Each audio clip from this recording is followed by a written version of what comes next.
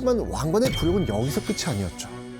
공산전투 이후 견훤은 압도적인 군사력으로 승승장구하며 몰아칩니다. 왕건이 차지하고 있었던 경상도 일대와 후백제를 후방에서 노릴 수 있었던 나주까지 견훤은 다시 다 빼앗습니다. 말 그대로 전세가 완전히 뒤바뀌어 버린 것이죠. 왕건이 공산전투에서 뼈아픈 참패를 당하고 2년이 흐른 929년 12월, 왕건에게는 또 한 번의 큰 위기가 찾아오고 있었죠. 견훤이 바로 이곳을 공격하려 한다는 소식이 들려왔기 때문입니다. 지도를 한번 보시죠. 바로 지금의 경상북도 안동 지역인 고창. 이렇게 고려와 신라를 연결하는 거점이었습니다.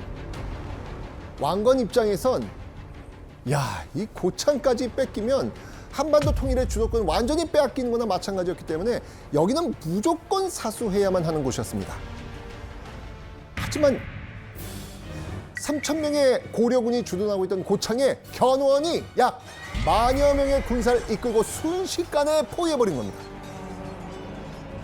이 소식을 들은 왕건, 이번에야말로 라이벌 견훤의 숨통을 끊고 한반도를 차지하겠다는 각오로 약 1만 명의 군사를 이끌고 드디어 고창으로 또 출격합니다. 왕건의 리벤지.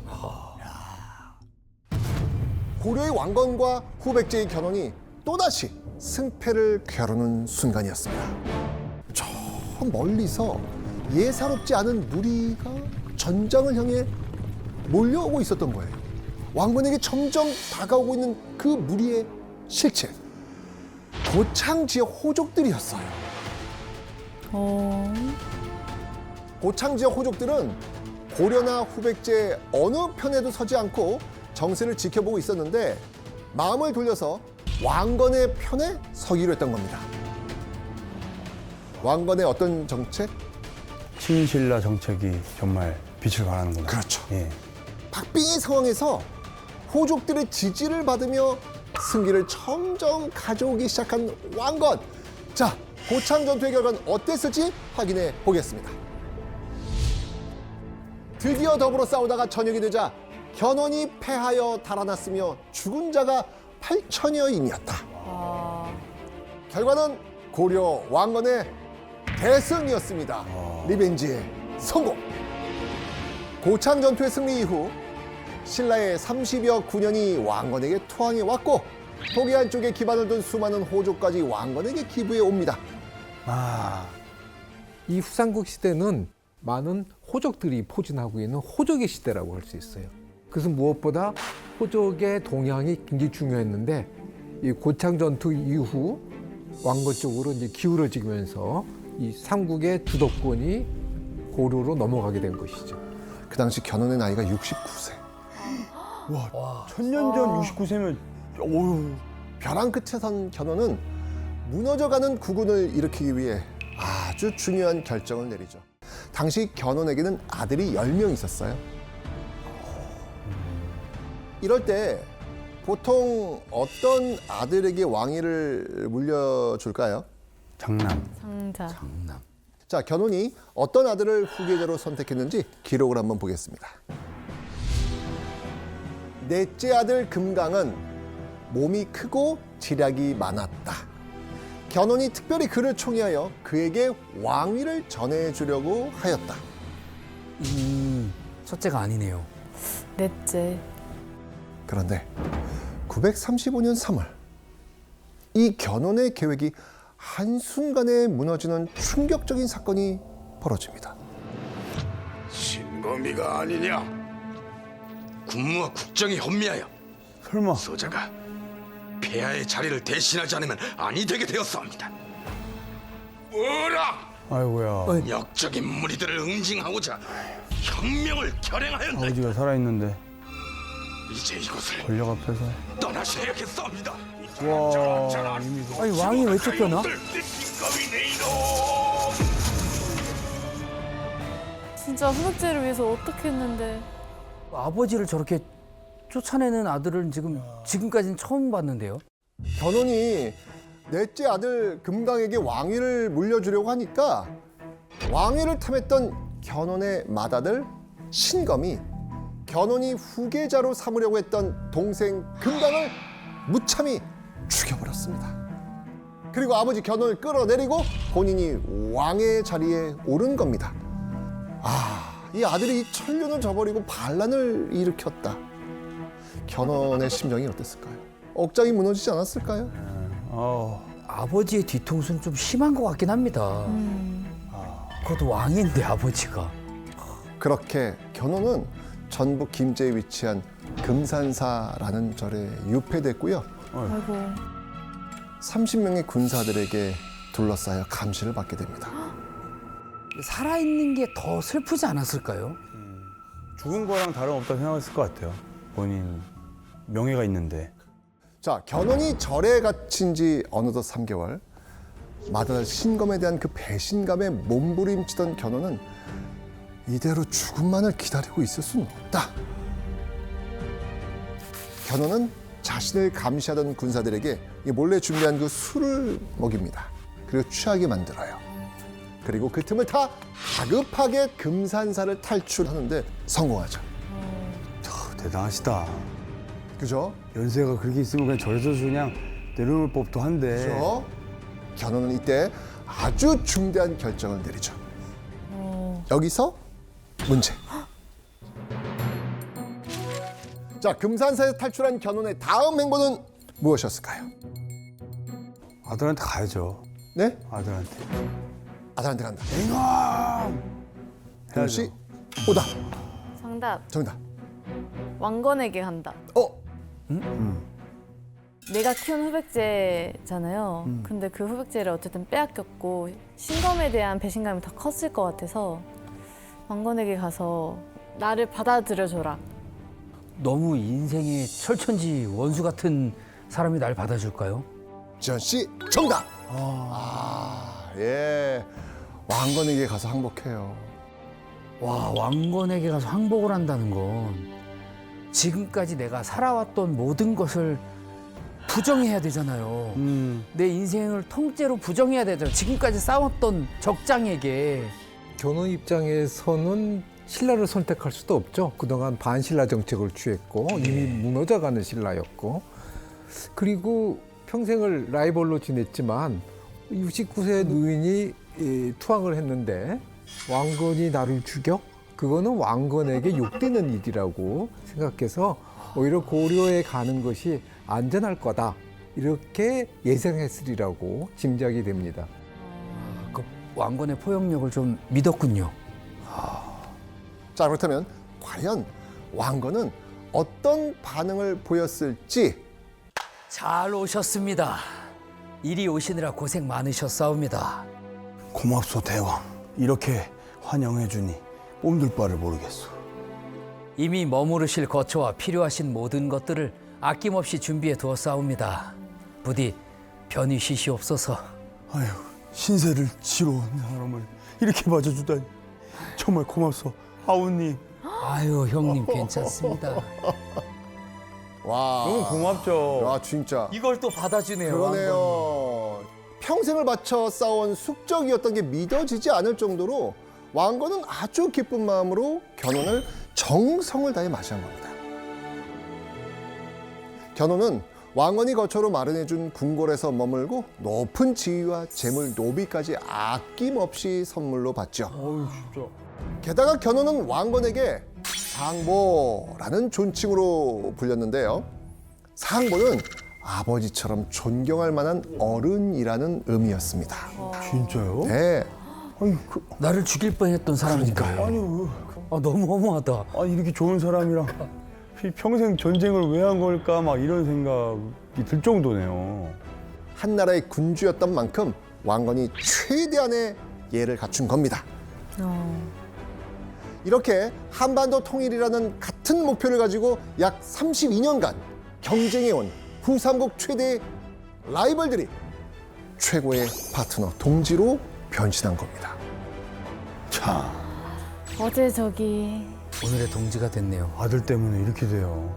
자, 그럼 이대로 손쉽게 왕건이 한반도의 주인이 될까요? 아직 왕건에게는 후삼국 통일을 위해 넘어야 하는 산이 있었죠. 견훤은 토항에 왔지만 견훤의 아들 신검이 후백제를 이끌고 있었고 신라도 여전히 남아 있었습니다. 그런데 견훤과 왕건이 손을 맞잡은 뒤 두 사람 앞에는 놀랍고도 어마어마한 상황들이 펼쳐지기 시작을 해요. 뭐지? 견훤이 토항한 해 11월 말 와우 뭐야? 왕건에게 어마어마한 행운이 찾아온 겁니다. 당시 신라의 제56대 왕 경순왕도 직접 고려의 문을 두드린 거예요. 그리고 경순왕은 왕건에게 당신의 신하가 되겠습니다. 이야, 와, 왕이 직접이요. 와. 야, 왕건이 참 대단하네요. 그렇죠. 신라의 경순왕도 왕건에게 귀부한 거예요. 어떻게 이러지? 아니, 교수님, 신라는 왜 왕건에게 이렇게 항복을 했을까요? 신라의 많은 호족들이 왕건한테 귀의한 상황입니다. 신라가 갖고 있는 것이라고 하는 것은 천년 왕통을 갖고 있다라는 그 명분밖에 없는 것이죠. 결과적으로는 신라 왕이 할 수 있는 일이 아무것도 없어요. 그러니까 오히려 나머지 백성을 이끌고 왕건한테 귀의하는 것이 가장 아름다운 마무리라고 생각하지 않았을까 이렇게 추정해 봅니다. 그럴 것 같아요, 정말. 935년 12월 천년 왕조의 명맥을 이어온 신라는 스스로 멸망의 길을 택합니다. 이렇게 신라를 흡수한 고려는 후삼국의 3분의 2를 아우르는 땅을 정복하게 되죠. 이로써 59세에 이른 왕건은 한반도 주인의 자리에 성큼 다가서게 되었습니다. 그리고 이듬해 936년 한반도 통일의 마지막 관문, 마침내 왕건은 후백제마저 무너뜨리기로 결정합니다. 이 결정을 내린 건 강력하게 후백제 공격을 주장한 이 사람 때문이었습니다.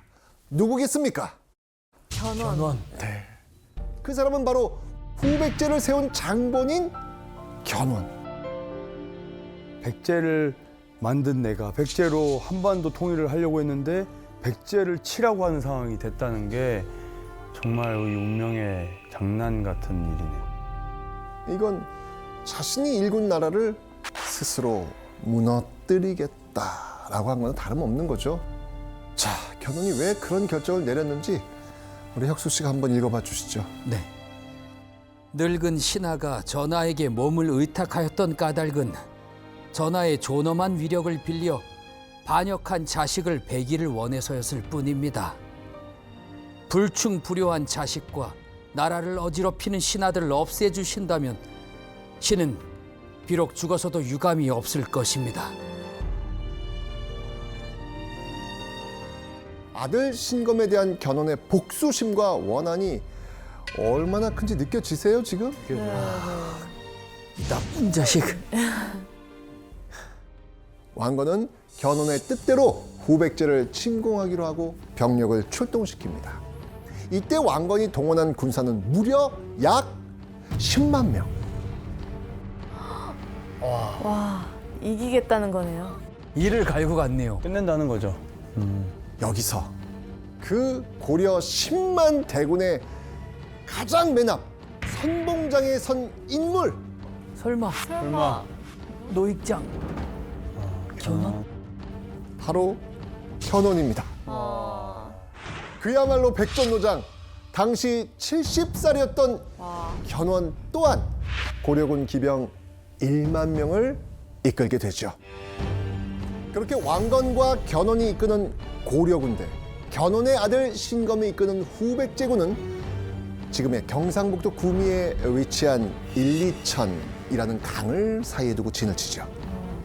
그리고 선봉에 선 아버지 견훤과 아들 신검, 두 부자가 서로를 향해 칼끝을 겨누게 된 순간이었습니다. 아, 너무 슬프다. 그런데 이 전투가 시작되기도 전에 아주 놀랄만한 일이 벌어집니다. 뭐지? 신검도 항복하는 건가? 후백제 장군들이 갑자기 툭툭 입고 있던 갑옷을 벗어버리고 들고 있던 창까지 냅다 던져버리는 겁니다. 싸우기도 전에 항복을 하는 거예요. 이야, 견훤을 보고. 마주본 고려의 군사들 사이에서 그 옛 군주 견훤을 본 거예요. 비록 적진에 서 있지만 후백제 장군들은 자신들이 모시던 주군이자 후백제를 건국한 왕에게 차마 칼을 겨눌 수가 없었던 겁니다. 그래서 결국 견훤의 말 앞으로 와서 항복을 선언했던 거예요. 그럼 교수님, 견훤은 이런 상황까지 다 예측을 했을까요? 네, 아마 복수를 하기 위해서 그 전장에 참여했다고 생각되지는 않습니다.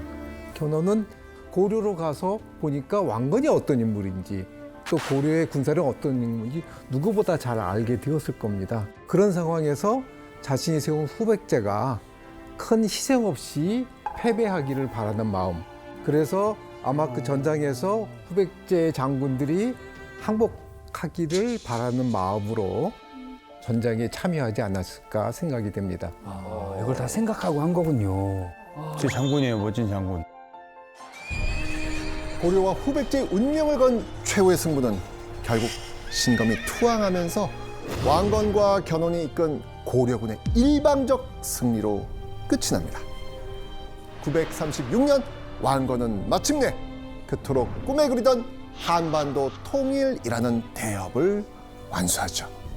한반도 주인의 자리를 두고 펼쳐진 왕좌의 게임, 그 최종 승자는 왕건이었습니다.